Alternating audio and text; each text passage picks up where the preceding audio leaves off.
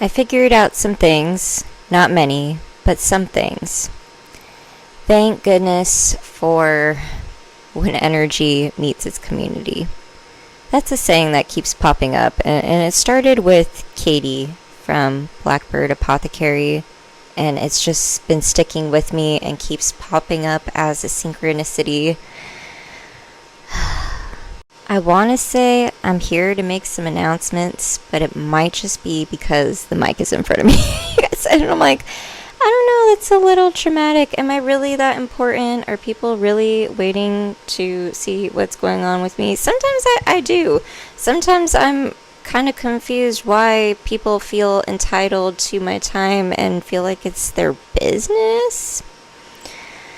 I've really had to beat this energy off with a stick, you guys, with Palo Santo stick and cleansing and salt and all kinds of things, because it has been strong pulling on my energy. And that's what happens when you get into this and when you level up in frequency, I think. Because when people, I wouldn't say always it's because they're not willing to do the work. I wouldn't say it's always because someone isn't willing to do the work, like their shadow work, and you're higher in frequency, so someone is siphoning your energy, but it very well can be.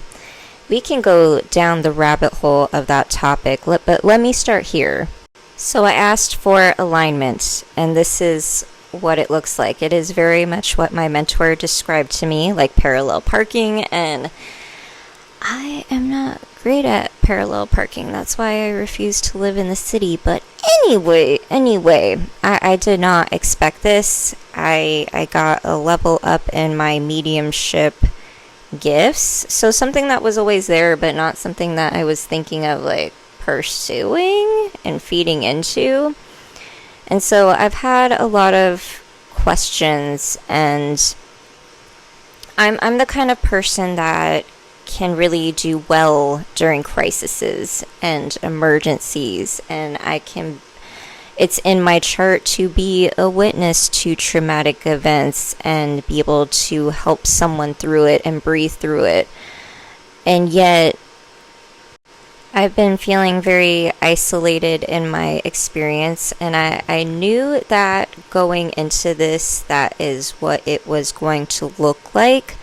But I did not at all brace myself for how much I was going to feel that loneliness and what it can do to someone to experience things like that alone when it's so new to you. That's why I lean so much on my coaches and mentors and my spiritual community.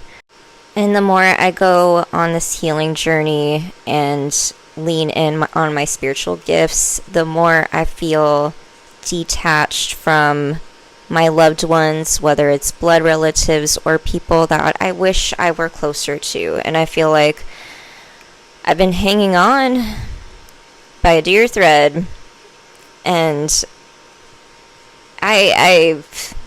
you guys, I have a Mercury in Pisces. I've been explaining that on the stories on Instagram a lot with my clients, and the reason and the importance of sharing that, because whenever we have a Mercury retrograde, all the astrologers and readers and light workers, they make a pretty big deal out of it, and I feel like it's very fear-mongering, and I want to find a way to conquer it, because I know that because of my Mercury placements, they're pretty heavy, so it does make a pretty big impact on me. I can sometimes struggle to explain what I am emotionally and spiritually going through only when there are certain planets in retrograde. For instance, Neptune and Mercury. Those are two planets you don't want to mess with in my chart. Otherwise, I sound romantic. I sound poetic. I like riddles. I like metaphors. I like to wordplay. I'm very witty. Anyway, I was struggling on Mercury retrograde per usual. And just like the law of attraction rule, ask and you shall receive, I looked up universe, guides, help. If there's anyone that is searching for my energy. I am also searching for you. I need help. I just knew that I needed connection with someone that would understand what I'm going through. Less than, not even 24 hours later, less than 5 to 10 hours later, Amy messages me on Facebook, and she is from Miriam's network, my spiritual mentor. And she sends me a voice memo, and she says, listen to this, and it's just rain. And I start crying with the sound of the rain, trying to release the emotion from my body. Once again, energy meets its community.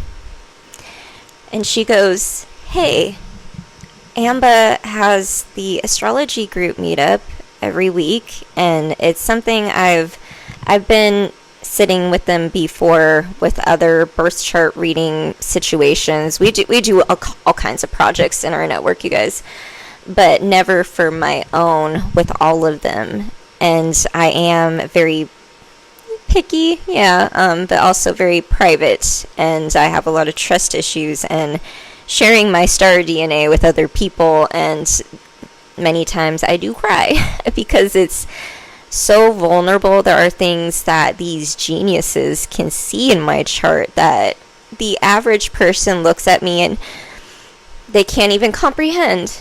And so I sat with Amba and other members of our astrology group, and not shocking to me, she was amazing. She has a very unique divine feminine perspective on things, and a lot of the times when I sit with Miriam, I have a hard time describing to people what that looks like because it's changed over time.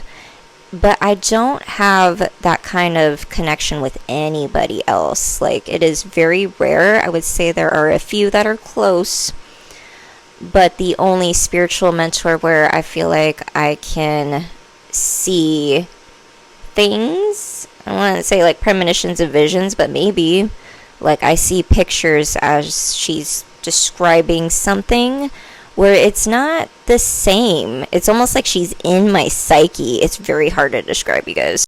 And it was brought up a few times about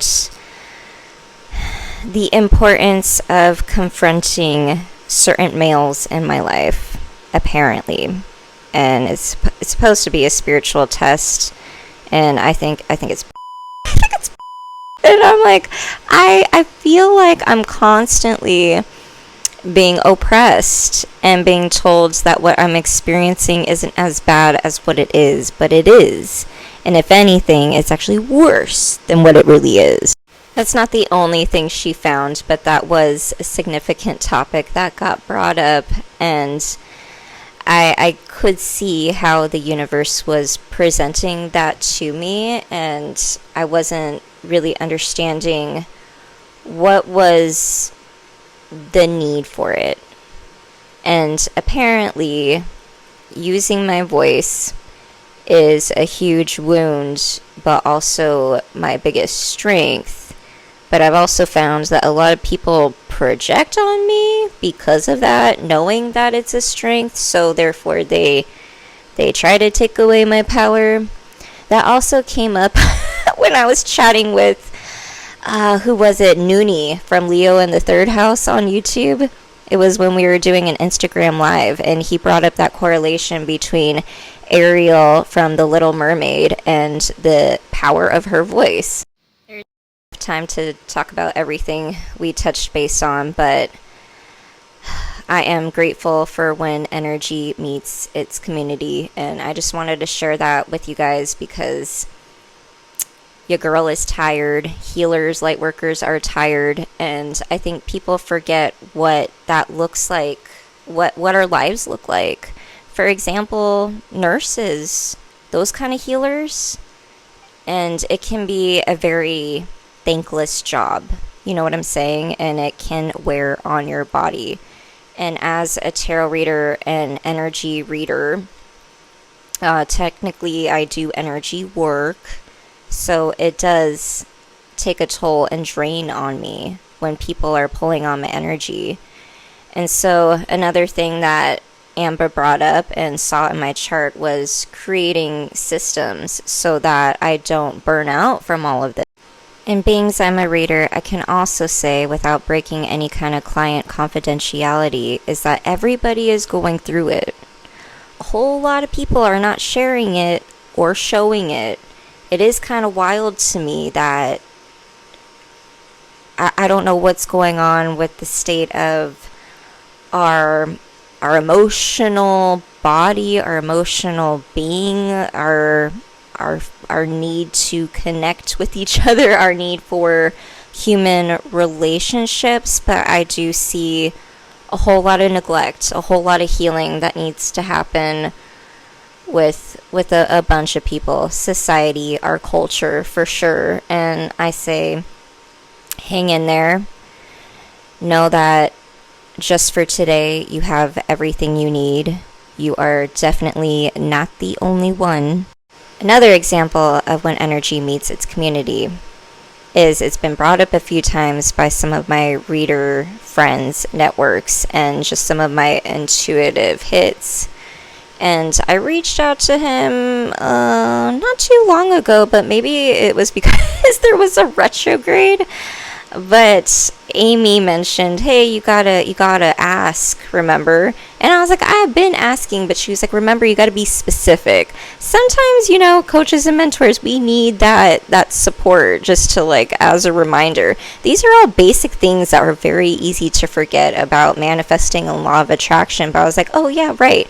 And so I was like calling in my male mentors, and you guys, Wes ends up texting me, and he was like, so, one-on-one coaching? I share this with you guys all the time, of the importance of coaches and mentors having their own coaches and mentors in every area of their life. I mean, why not? Why not? Like, if you want to be the best person you can be, then you got to be around the best, and you got to implement what the best does, right? So, hey, that's the way I like to look at it. And in my birth chart, I am supposed to be, I kind of like have hermit and hierophant vibes. If you guys don't know what tarot terms is, it's very Virgo, Taurus energy. I am the mentor. I am the mentor, and I'm slowly learning to accept it. But as I am going through this intense spiritual transition, it is important for me to lean on my values and principles, and they are so aligned to Wes's. As we end things here, I did want to mention that I am calling in one more coaching member. One more, at least just for this season, and we'll kind of see where we're at, because as of right now, I have two. One of them has renewed, and this is her third round, and another one is new, and he is a local.